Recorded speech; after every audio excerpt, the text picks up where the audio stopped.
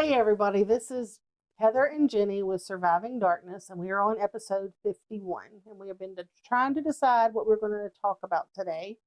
And so we were talking about an article that Jesse had seen about a guy using a popular game to basically, Talk to a child. lure her out and meet her, a 10-year-old, and then take advantage of her. And this just tells you how prevalent and how easily Satan can use people and things to manipulate situations. Realizing that the girl doesn't have the means to protect herself or defend herself, or however you want to put it, to make sure that this doesn't happen. And as parents, that's our job, is to do that. And I'm not trying to put the blame on her parents, but at the same time, it does happen easily, even if we have people that come around, and that's how, family friends molest children and things like that too, because, you think you know somebody or whatever, and you bring them around, and you don't always know that person. And as a parent, we are supposed to protect our kids and everything. And because of what we have gone through, we are more protective and watch a little bit more of things too, to keep our kids safe. And I feel like, and I don't know about you, sometimes even like if I'm at the store or whatever, I catch myself paying attention to other people's kids too, just looking out for them, because sometimes, you're a mom, has 2 or 3 kids with you, you're trying to grocery shop or, whatever, you're at Walmart, your kids are crazy. And that's when somebody could easily come in and take advantage. Just grab your kid and leave, and it is all of our responsibilities to watch out for that. Right. But because of what we've gone through, we do tend to be more cautious and aware of our surroundings. But Satan took that little girl's innocence and naivety to manipulate the situation. Right. And that happens a lot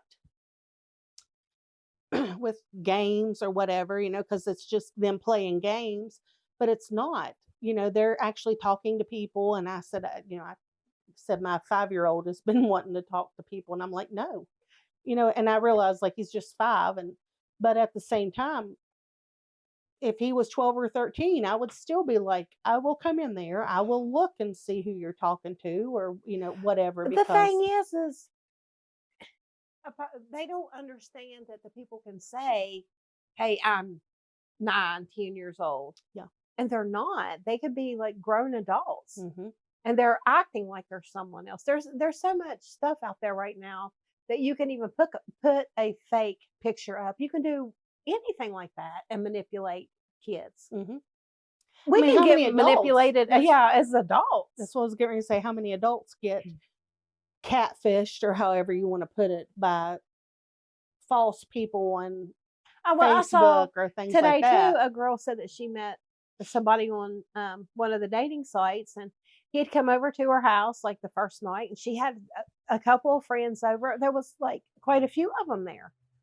And as the night went on, I guess the friends had left, and she was there with this guy, and then he just totally flipped out. She was like, he would have these little crying sessions, and then he would be okay. She was like, he was just very strange. She said, and then he wound up assaulting her. And she said that he told her, he was like, this is the last night you're going to live. And she said that she really thought he would have killed her if she wouldn't have managed to get away from him, lock herself in the bathroom with her phone, and call 911. Mm-hmm. She's like, I know. And she had pictures of herself, and she was all bloody nose, all this other stuff. And she said that they arrested him, but they let him right back out until they go to trial. So she was like, I'm putting this out here so that you all know, do not meet this person. Mm-hmm. And she was like, and now I'm finding out that I'm not the only person he's done this to. So he's out on bond or whatever, waiting for trial, and he's free to do whatever he wants. right now. Mhm. And she was like, and he was crazy. She said, I really didn't know if I would survive the night. And chances are, if he knows he's going to go to jail for something, he's going to continue to do that until he's put away. And then people, you always have those one people, well, why did you invite him to your house? And then other people were like, you know what? She could have gone to dinner with him and he could have pulled her in the car and done the Mhm. exact same thing. It really doesn't matter. Just Mm-mm. because he was at her home doesn't give him free reign to abuse her. Right, exactly. And I was like, they're right. They said if he wanted to do that, it wouldn't have mattered if he was out in public, if he was at her home, if they were in a restaurant, it wouldn't matter. He would have found a way to do that. Yeah. So they were like, trying to shame the victim, it just don't work here. But then you had another person on there that was making all these comments. And then he even had on there, the more y'all comment back, the more money I'm making. So he was getting money by stirring up comments. And the more comments he got back to him, he was getting paid for it. Yeah. So I was just like, this is ridiculous. But yeah, I mean, she thought it was perfectly normal. She had been talking to him on there. And then come to find out he was cuckoo for Cocoa Puffs. Yeah. Mm-hmm. So you really don't know. Even as adults, you fall for that. So as a kid, you're not going to know the signs to watch out for at all. Mm-hmm. As adults, we should know a little bit more of the signs. Right. Don't mean we're going to see them, or a lot of times we just ignore the red flags. Mm-hmm. But as a kid, you don't know those red flags. That's exactly right. And there are a lot of times when I think too about like Facebook and kind of just doing away with it, because there's just so many things that go on there and happen and everything like that. And then I have Facebook, because a lot of our family members are from out of state or whatever, and to keep up with my little guy. But at the same time, I'm really cautious about what I put on there, picture wise or whatever. Mm-hmm. I try to basically censor what I put on there. Right. The picture that's actually on my phone is not the one I post on Facebook, because I don't know if some other random person is going to see that picture Mm-hmm. of him in his little underwear or whatever, and some pedophile and like that picture. Right.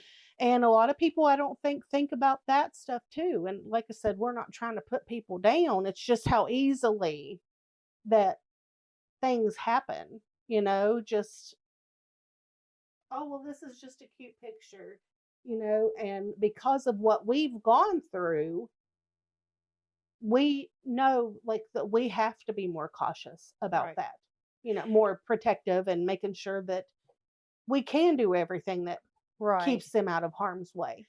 And talking about that little girl, her life was destroyed. Mm-hmm. The life that she had prior to that event will never be the same. She will never be the same. Mm-mm. And it's sad that people have that power to destroy who she was. Mm-hmm. Because she won't ever get over that. No. And that's terrible. And sometimes I think it's sometimes maybe that is part of the thrill for them. Mm-hmm. It's not just the act of abusing someone, but it's the act of the control. They're always going to be in that person's head. Mm-hmm. And I don't know, it's just sad. It's sad. And like you said, that is going to be a constant there for her. I'm sure she'll go to therapy, she'll get all of that stuff, but that's not something she will ever forget. Just like the things we've gone through. We know how we've learned for the most part how to deal with them and how to make it through, even when you have the nightmares or triggers or whatever. Right. Instead of turning to something like drugs or whatever, we figured out that stuff. But yeah, you're going to have it's always stuff, there. Yeah, you're going to have stuff that's going to make you flash back and remember that. Mm-hmm. Yours, the smell of baby powder. Mine, the smell of olive oil. Mm-hmm. Those are things that are like send you back into that feeling and into that situation, like in your mind, to that place again. And then as a parent, like how in the world, I can guarantee her parents are just beside of themselves, just how did this happen? Right. How do we let this happen or whatever, and like I said, we're not pointing fingers at the parents, No. nothing like that, because anything Anything could can happen. happen, Yeah, anything can happen. and it does happen, unfortunately, because evil is prevalent in this world anymore. Mhm. There's more evil thoughts and evil things that go on than it feels like than good, a lot anymore. Mhm. So I had the conversation with my boss yesterday about, um, again, we've talked about this, how you see people on drugs, and we're all guilty of being judgmental and being like, oh my gosh, they're just a druggie, or look at them, my gosh, they're staying on the corner and tweaking or whatever, you know what I mean? But three-fourths of those have probably gone through a lot of what we've gone through. And that is their way of dealing with it, or not dealing with it. Yeah. That is their way of covering up the pain. Mhm. And it makes me sad when I think about it that way. It makes me almost want to walk up to them and just say, tell me about your life. Right. What made you like this? Right. What made you turn Right. to this? And again, very thankful that we have not done that. And there was someone like on a news station last night talking. They were talking about closing down the only real or the only local homeless shelter that there is anywhere around here. And that person was talking. They were like, if these people would take the time just to talk to these people, they would find out that they're not bad people, but they automatically judge them as bad people because they're out on the streets. Yeah. Find out their story, find out why they're out on the street. And then, like, I'm sitting here and I'm thinking, um, my husband's able to work. I haven't been able to for over a year. And we've lost so much in just that year. If I didn't have family support, I could be on the street. We could be on the street just the same as anyone else. Yes. We could be homeless too. Yes. And it don't take a whole lot Mm-mm. to wind up that way, especially with the price of living now. Yeah, just the economy the way it is now. And then you had COVID a few years ago, and people lost their jobs and everything with that. And they've like downsized, like they've done stuff with the turnpike, and now Mhm. everything's electronic. You don't even have to have workers there now. Right. So where did their jobs go? Mhm. So I mean, everybody says, "Oh, you can get a job." Where? Right. I mean, all these places say we're hiring because the government makes them say they're hiring, but Mhm. they're not hiring. No. So I mean, it would be easy for anybody to wind up on the street. It doesn't make them a bad person. No. It doesn't make them irresponsible. And sometimes I have to remind myself that we're in the financial situation that we're in right now, not because we were irresponsible. At the time that we made these financial decisions, everything was good. Yeah. But it took like one day to be like, all right, you're done. I mean, you are in danger of like being paralyzed if you lift wrong. Yeah. So it was basically I worked one day and was not working the next.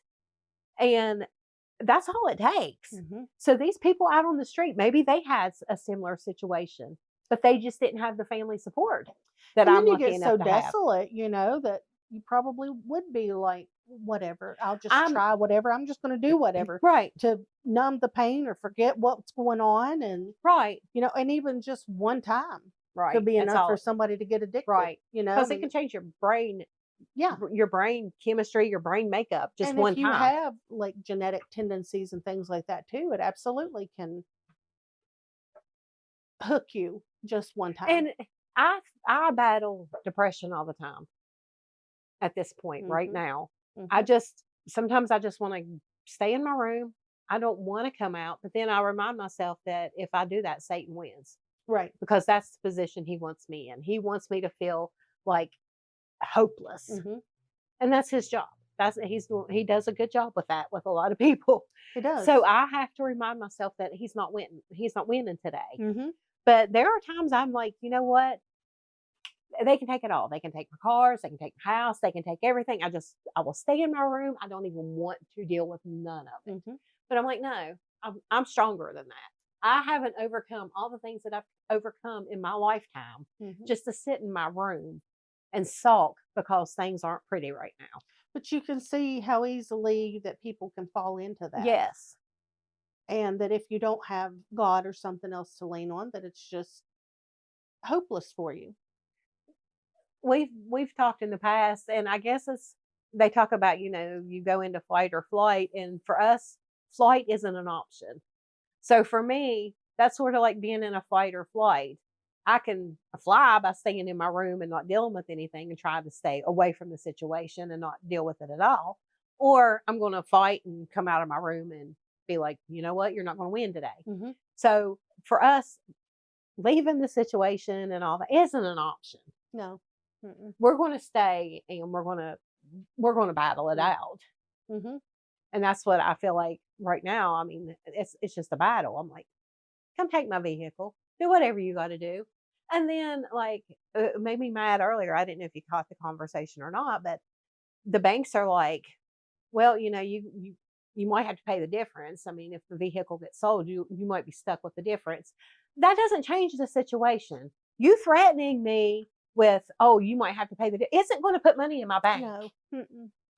And if I could keep my vehicle, I would keep my vehicle. Right. Exactly. And if you would work with me, I would keep my vehicle. Mhm. But they don't want to work with you, but they want to threaten you. Oh yeah, well we'll come get it, and then you'll be responsible for the difference. Okay. That doesn't change the status of my bank account. No. Mm-mm. So what's your point? Yeah. Come get it. Shut up. Send me a bill. Yeah. And I mean, you think about that. You know how it feels because you guys did well. And think about somebody who was that same way. Mhm. And then, like you said, had nowhere to go, nobody else to help them. And say they were in a good position at a company. Mhm. That company downsized or outsourced or whatever. And they lost everything. Mhm. And they're on the street. Right. They don't have anywhere to go. They don't have anybody. I had a young person that I saw when I do home health. He was in his 30s. He had a very well-paying job, a corporate job, was doing very good for himself. That's what happened. They downsized, got rid of his position. He could not deal with it. He basically ate himself like miserable. He was like 400 pounds, Yeah. if not more. He may be in close to 500. Yeah. He quit and he just didn't get out of bed. He moved in with his mom. He just quit life, period, in his 30s Mm-hmm. because he could not deal with losing that position. Right. He no longer And feeling he no like a longer had, failure, I'm sure. he lost his identity. Mm-hmm. And he had an identity crisis. He lost his identity. His identity was that job, and once that job was gone, he had no identity any Right. longer. Yeah. And that is sad. But if he didn't have his mom there to help him, he probably would have wound up on the streets too. Mm-hmm. Because in his mind, there was no other job. No.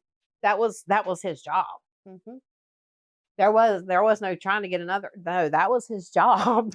And the name of our podcast is Surviving Darkness, and those people usually. are. Yeah, not today. Not today. Heather was very mixed up, but anyway. Oh, I don't know. I was saving something. Yeah, saving darkness. Yeah. But they are surviving their darkness. They are. They're trying to make it through. Mm-hmm. And we don't know their stories or Right. anything like that. And, just having that conversation yesterday, and we have said this before, and my boss doesn't know anything. After I told him just a tiny bit, I just told him, I said, I'm very thankful that we didn't not turn out that way, but didn't turn to that stuff. And I told him, I said, if you ever want to hear what all we've gone through and why I say that, you can listen to our podcast, because I don't always talk about that stuff anyway, and then sometimes man and women, it's when you're the only two there, you don't, it's some of the topics in that are very uncomfortable. And, so anyway, I didn't want to do that either, but, and could easily. And we both deal with pain, physical pain. Mhm. And a lot of it is because of health issues and things, but a lot of it is brought on by trauma too. And there are times when I'm like, you know what? I don't want to deal with this pain anymore. I don't Right. want to. Right. And, our brother didn't want to deal with his pain anymore. Right. And even And said that, and so what is it we're with all our dropping our phones. phones? But, so I I can see how people get to that point Mhm. to where it's like, you know what? I'm just done with everything. I'm done with fighting every day and trying to struggle to make it through. I'm tired of physically hurting, and I just want something to take all that pain away, or I just want to be done. I mean, I totally can see that. So, one of my coworkers, she listens to our podcast, and she was talking, and she said, I feel like I need to tell you this. She said, I've needed to tell you this, but now I have the time to actually stop and talk to you. She said that when she was younger, she was in a church that was being, I don't remember if she said being remodeled, like the sanctuary was being remodeled, or if the actual church was being built. But anyway, she said she was there with her grandfather. And she said, I was standing there, and there was her grandfather and another man. And the man was talking to them. So his back was turned actually to the stage, whatever you want to say. And then the other one, her grandfather was standing there beside of her. And she said she looked up and she saw a cloaked figure in the church. Mhm. And she said, I know that you all have talked about that on your podcast. She said, and this is why I feel like I need to tell you this, because I was young when this happened. And to this day, I still remember exactly what it looked like. She said, I was probably no more than 6 years old.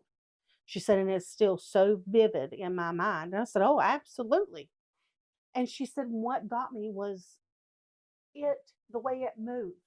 She said it came down. It was like it stepped from the platform down, but it didn't step. She said it did not step. It just descended. And she said that was it. And I'll never forget that. And I said, you don't forget that, because that movement is not human. Mm-mm. And you know that there is no way that any body could do that. Mhm. And she said that, of course, the one guy didn't see it because his back was to that, but her grandfather didn't see it. And he was standing right beside of her. And so I feel like, Satan presented himself to her to scare her, like Mhm. he does all of us. But, Mhm. and she even asked him, she was like, what was that? Who was that? And they were like, what are you talking about? She was like, there was somebody right there. And they were like, no, there was nobody there. There's Mhm. nobody here but us right here. There were other people at the different sections of the church or whatever. Nobody else right there where they were. Mhm. And she said, I saw him. Like I saw it myself. And, she was like, I feel like I need to tell you that because I do listen and I do believe in what you guys have said, because I saw that myself. And so that was what I was saying, Jesse, that I kind of wanted to say and kind of get not your opinion, but just it was just strange that we've seen that same thing. And then randomly, like I didn't know her until we started working together, Right. and we Right. never talked about this stuff. And she brings that up to see kind of the same thing, and it was almost like, huh, like were we supposed to be tied together? You know what I mean? It's very possible. But I mean, God lets people come into our lives, Mm-hmm. and it's always for a reason. Mm-hmm. Like our pastor says, people come into your life for a reason, for a treason, or for a season. Yeah. So That's for true. whatever reason, they're there. So with that being said, I'm kind of curious, and this is what I was talking about earlier too. We'd like to, have people share their stories with yeah. us. And if you don't want to, like put it on the Facebook page or whatever, just send us a message because I'm curious to know.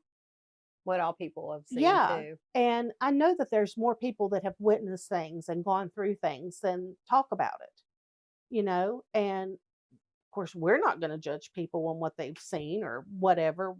I'm just curious to know. And we don't use the names on here No.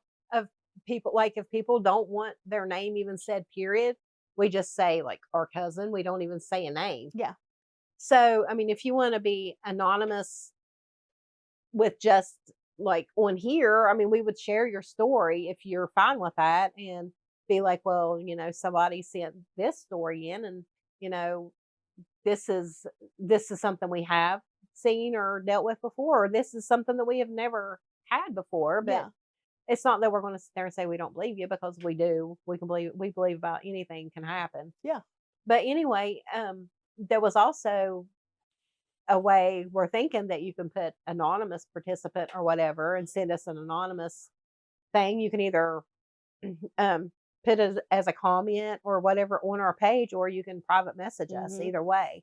But we would love to hear other people's stories. Mm-hmm.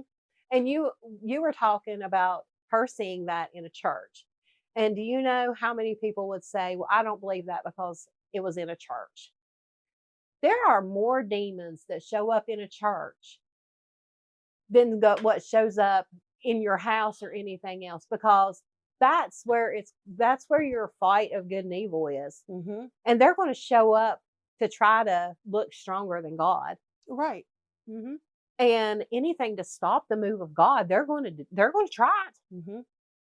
So, I mean, we have like a group of ministers that go in a back room before church starts, and we pray about we bind and loose and stuff demonic presences that we think are there or going to be there.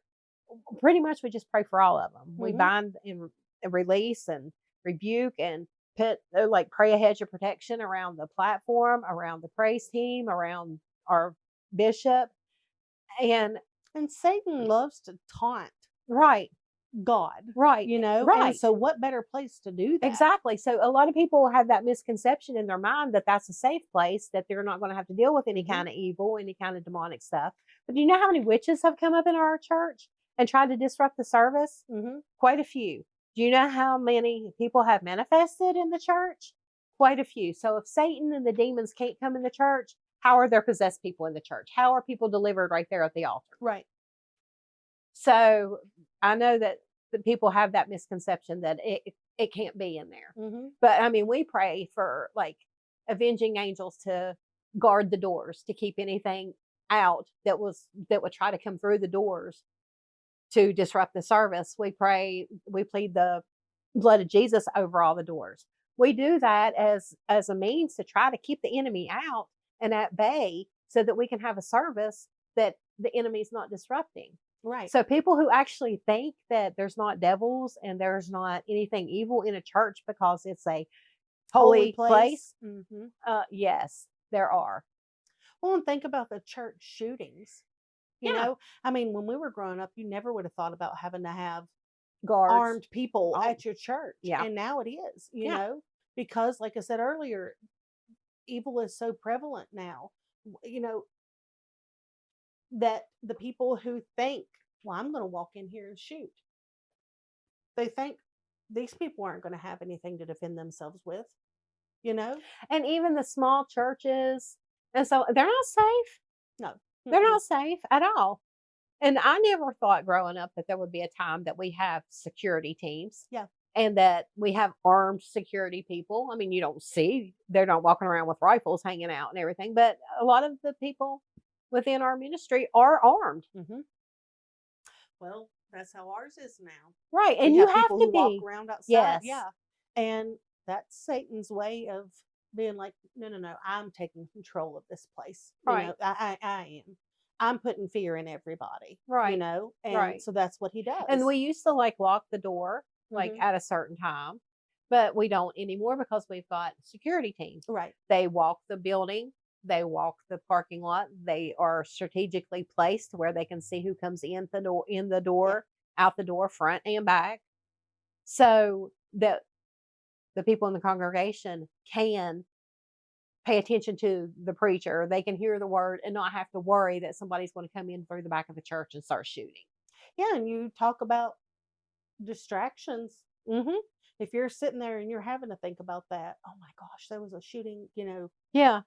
we've got to be careful. Right. You're not going to listen to what the preacher's Who's this saying. new person that just walked in the Yes. church? I don't know them. Do we need to keep an eye on them? Yeah. Yeah. And no, you can't concentrate on what's going on. And it is that's the enemy's way of Mhm. distracting and causing discord within the ministries and keeping people from hearing the word of God. And I tell you another thing, it's phones. People have their phones at church. Mm-hmm. I have my phone. I take my phone to church with me. Mm-hmm. I have it out in service because my Bible is on my phone. Mm-hmm. However, I don't check any messages, Mm-hmm. you know, unless, you know, there's one of my friends there and we do stuff with the kids. Right. Like, you know, we'll text and be like, okay, hey, I'm going downstairs now. That's different. But if I Right. see something else pop up from somebody else, I don't look at it. Right. However, you hear the Facebook dings and stuff like that. And it drives me crazy. Absolutely drives me crazy because I'm like, this is 1 hour or an hour and a half that you need to be in God's presence. Right. And that is distracting the move of God. Yes. Yes. Yeah. I have my phone on vibrate. Mm-hmm. Usually it's in my purse. And a lot of times when I sing, I have my words on Right. my phone, and Or something I'll like have that. my But phone on the seat, but it distracts me anytime the screen lights up. So I turn it over. Yeah. So I don't know anybody has messaged me or anything until after the service because I don't even have my phone well, that's where me. I can see the screen. My phone, I have it with me for my Bible. Uh-huh. It's if I'm not singing, it stays in my purse Right. until I pull it out when the preacher starts. I'm you old know? fashioned. I have a Bible, and I So- even keep notes on paper. Yeah, yeah. I have my And a lot pen, of my people paper, do. and my Yeah. Bible. Yeah. And a lot of people do. And sometimes I don't even follow along in the Bible because I personally can focus better listening to somebody reading Yeah. versus me looking at it. Because, I'm both. and so it just depends. You know? I learn better by reading while hearing. Mm-hmm. If I'm reading it and hearing it at the same time, it goes in better. Yeah. But that's what I'm saying. Everybody has their phones all the time and they feel like they cannot even leave it to go into church. for an hour. Right. And that is another distraction that Satan uses Yes. for all of us, you know, period. That's, you know, I'm sitting on my phone playing games. And that could be time that I could be doing Right. a lot of other stuff. Our bishop just says, put your phone away. Yeah, well, you know, and that's good, you know, and it should be that way. Right. And I mean, it's different. I know things happen, and Right. sometimes, you know, People forget to turn their ringer off, and as soon as it starts ringing, they're like, if it's not Jesus, don't answer it. and you know, you'll be like, oh my gosh, you know, and it's like embarrassing. that, I mean, it's embarrassing. It would be embarrassing for me. Yes. If my phone went off. It has before, maybe once, because that was enough for me. I am one, I don't want any attention on me. Right. I hate sitting in the front, but at the same time, I like sitting in the front because I don't know anybody that's behind me. I don't know who's been there, who hasn't been there. I know nothing. I don't have to worry about, oh, so-and-so hasn't been to church in 2 weeks. Right. I don't know who's there and who's not.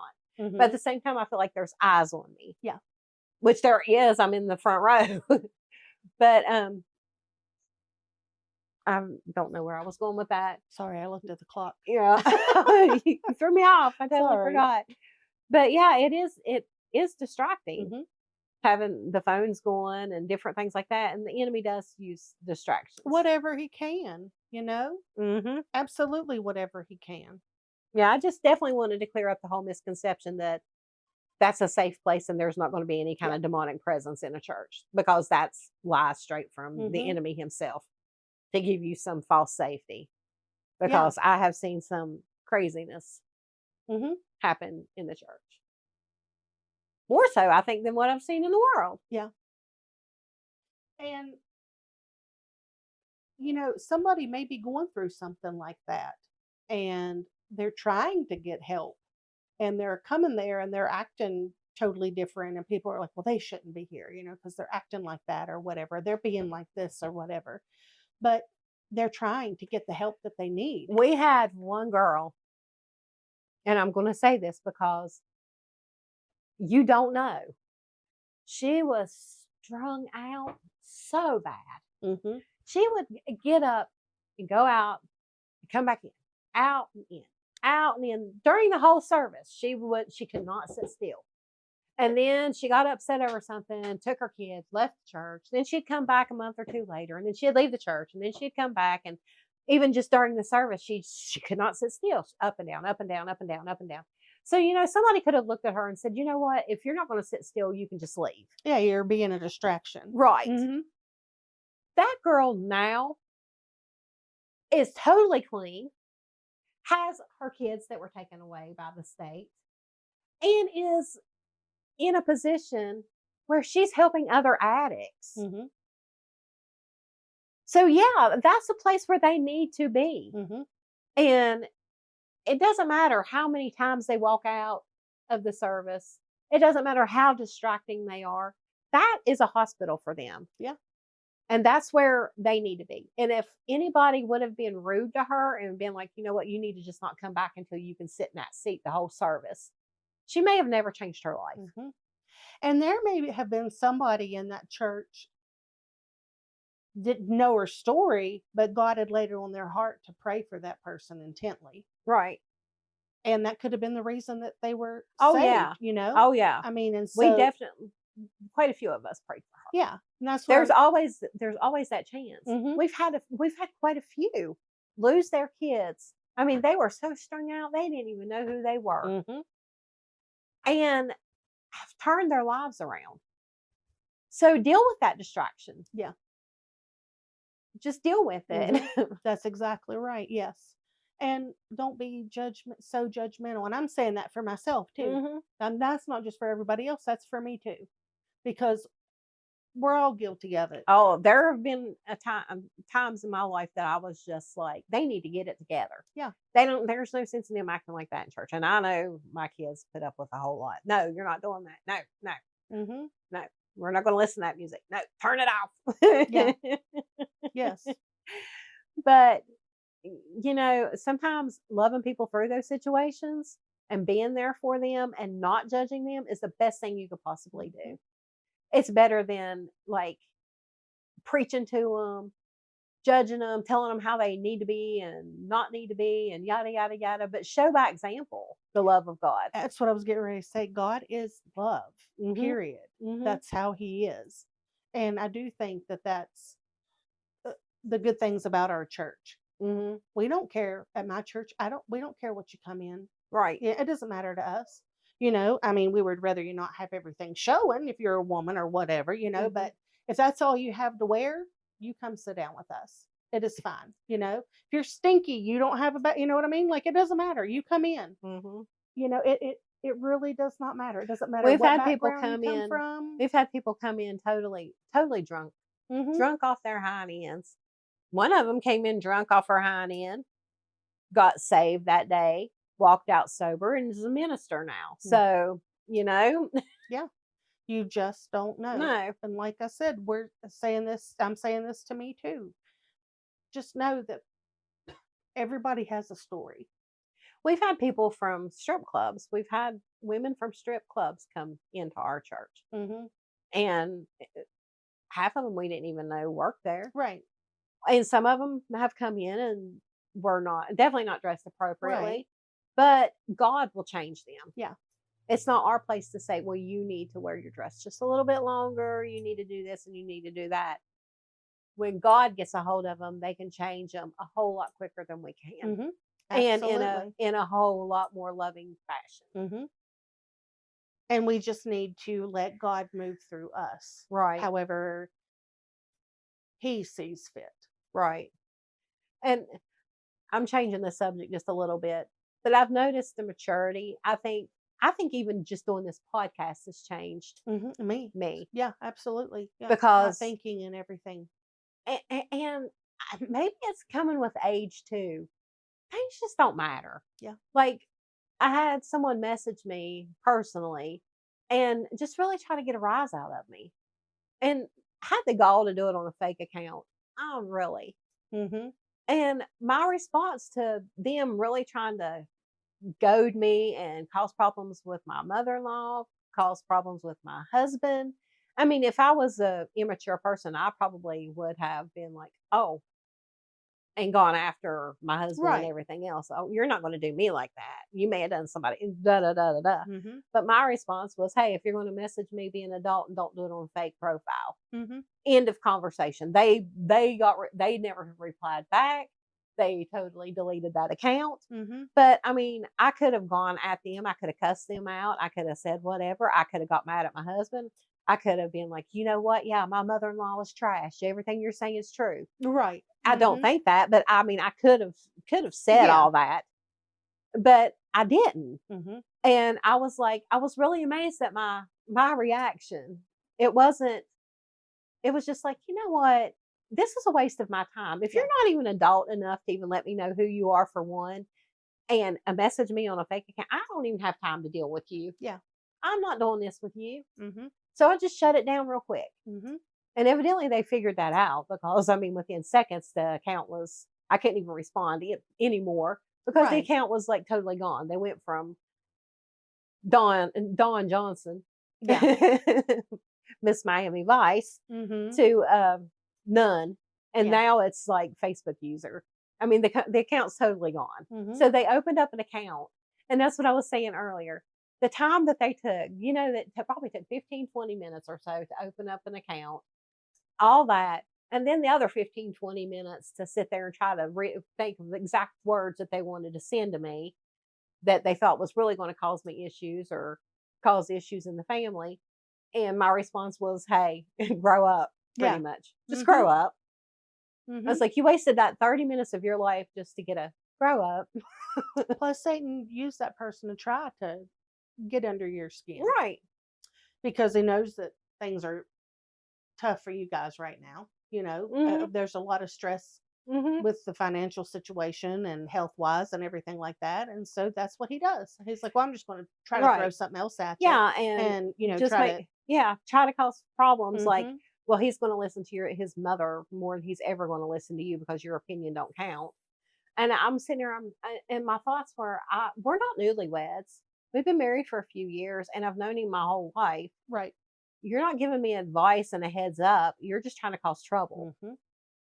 And I was like, and just because maybe he did that with you, don't mean he's going to do that with me because I know better. Yeah. I was like, he may have listened to his mom because she's trying to mess him over. Right. Yes.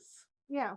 Hey, maybe that's the difference. Mm-hmm. I don't know, but I'm just like, but that my whole I've changed a lot. I'm not so rare. Right. It's So like, quick to anger and so yeah, quick to respond. yeah. And I'm not out to, I mean, I verbally could rip somebody apart. Right. I have in the past. I could verbally just rip you apart and make you feel like you're a piece of dirt and stupid. Mm-hmm. But I'm like, I'm not even going to waste my time Mm-hmm. because that's what the devil's looking for. He's Right. looking for that kind of reaction. He wants me to react that way. So you know what? I'm just going to say, I ain't got time for your immaturity. Goodbye. Yeah. Mm-hmm. That's exactly right. Yes. So I have noticed that I can't say I don't get mad at first, Right. but I think. And before, I didn't care. If I thought you were going to do something to try to hurt me, if I thought you was going to do something to try to hurt me, I was going to tear you to shreds. You weren't going to get at me like that.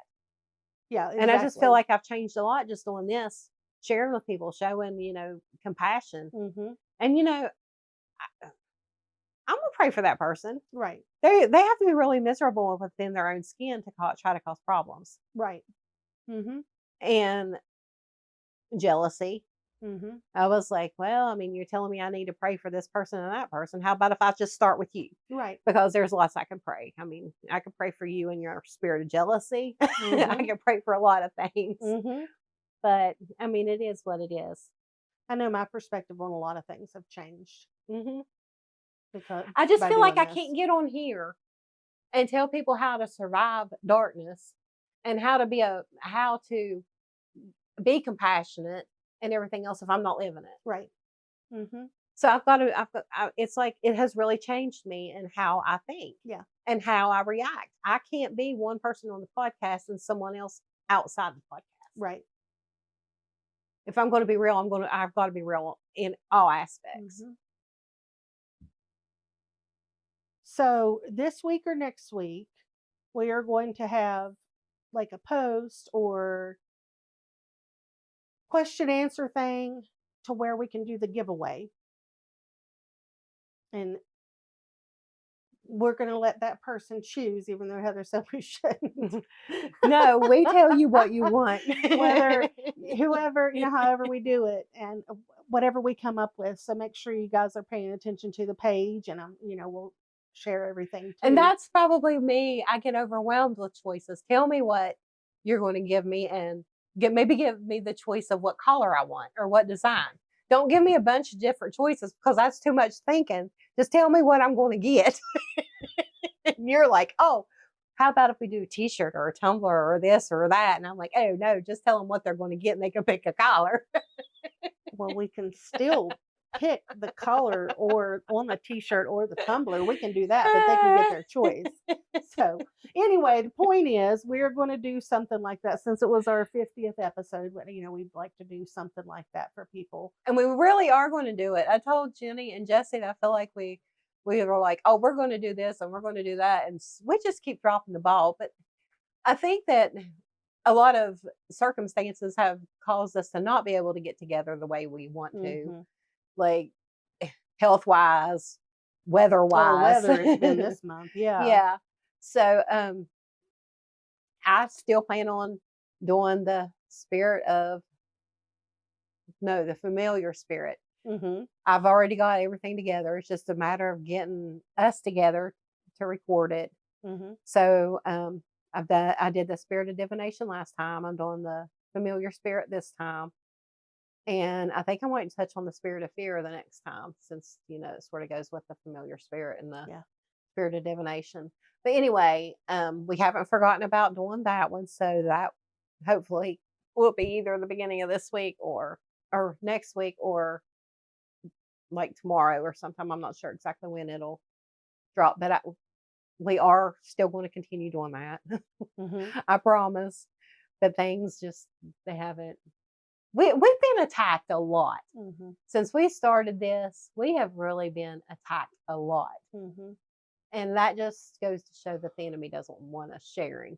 And the polar vortex has attacked us. Yes. The polar vortex, everything. It's attacked the whole United States, but it's really attacked us and my road. Yes. She's been polarized. Yes. Anyway, thank you all for listening, and just keep an eye out for that on our page. And then we did get that book, so we'll read that book and hopefully have that guest on before too long. Finish the conversation with our cousin, because I know people are wanting to hear the rest of that too, because she still has a lot to say. Yeah, I was thinking about that last night. I was like, because you had mentioned that one girl saying, hey, when is she coming back on? And we did only touch on a couple of what I would say chapters of her life. I mean, there's so much more that she's gone through, that once someone put it all together of all that she's been through, you would wonder how she's still standing. Mm-hmm. That's exactly right. Yeah. And if there's anything else that we've talked about or we haven't talked about that you all, want us to talk about, give us some ideas on things. Just send us a message. Quit being quiet. Yeah. Yes. We love the input. Yeah, absolutely. Yes. It helps us. It helps us to help you. Yeah, exactly. Yeah. That's right. Yes. It helps us to know what people you're are interested in. Yeah. Too. All right. Well, we will get back to you next week, and just keep an eye out for the familiar spirit education thing, training, whatever you want to call it. I don't know. I don't know what you would call it. It's not training. Well, sort of. You're training in spiritual warfare. The information. How about that? I was going to say the informative discussion. Yes. There you go. Where I That's great. discuss and you listen. Yeah. All right, y'all have a good week.